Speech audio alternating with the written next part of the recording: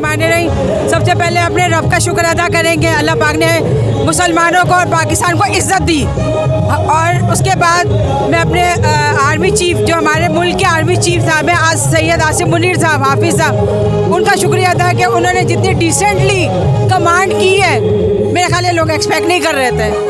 और जिस तरह मुंह तोड़ जवाब दिया है इंडिया को, तो मेरे ख्याल में वो कभी जुर्रत नहीं करेगा।